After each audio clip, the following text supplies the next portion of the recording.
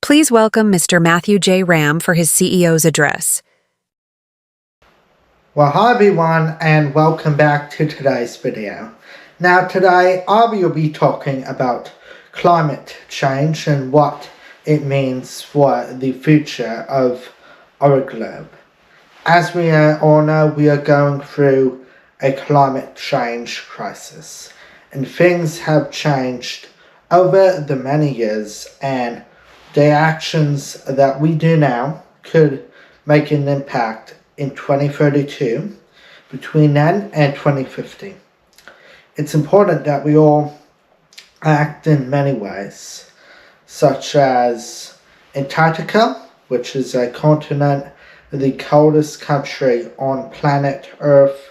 There's icebergs, and as icebergs melt, the sea level gets higher and higher, and we want to ensure that we protect our beautiful beaches, and we want to protect our islander countries as well, such as Australia, New Zealand, Fiji, Papua New Guinea, Samoa, Indonesia, and so much more. And of course our islands such as Great Barrier Reef, the Whitsundays, and I actually just came back from the Whitsundays just a few weeks ago on the Carnival Encounter cruise at Early Beach.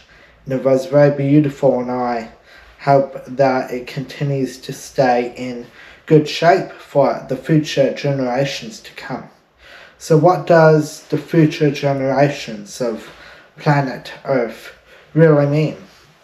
Well, as we know, each year it is getting hotter and hotter, and Europe in particular is about to get hotter over time. Each summer holidays over there, such as in June, July and August, but as in Australia and all of the islander countries that I just mentioned are very hot. And of course some very hot countries in the world, but also very cold, and the weather is mixing as we go on. And of course we see litter on our grounds, and it's important to not litter. Hold on to your rubbish until you go and find a bin, and if you see rubbish on the ground, just go and pick it up, value integrity, and put it in a bin. We can all make a difference, because when you put litter on the ground or you don't pick it up, you can go through our oceans, and our sea animals will eat it, they'll die, and we will not have fish and chips, we will not have fish, and we will not have seafood on our tables.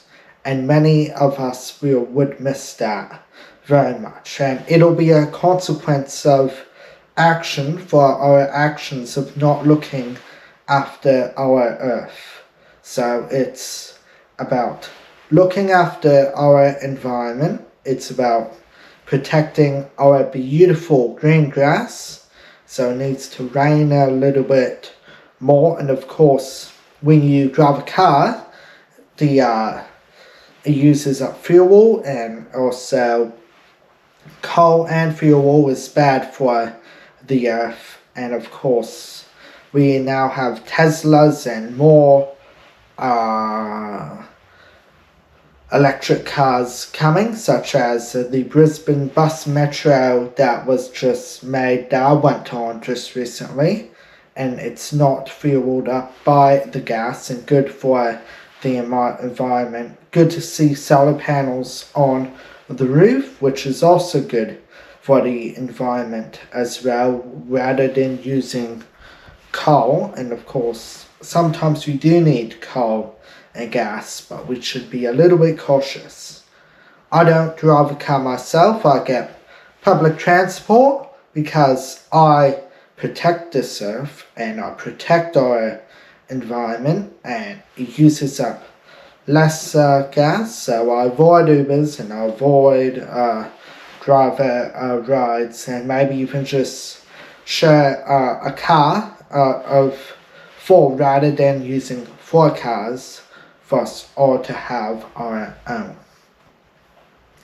And this video that I'm making today, my grandfather from over in America has been wanting me to make this video on global warming, and I do recognize him for that. And here we are, the very first video ever on the Sushi Guy 51 YouTube channel of global warming. I also want to give recognition to Sushi Guy 51 of the Year Awardee for 2022, William Simuleata, who comes from Papua New Guinea and is a proud islander. And Papua New Guinea is a very poor country, and my thoughts are very much so with William's family and what they're going through. And I think that they're going to be really impacted by climate change. But of course, other countries come together and help poor islander countries get through all of these harder challenges and crisis. And unfortunately, they are in a very unfortunate country in a poor condition. And I went to Papua New Guinea in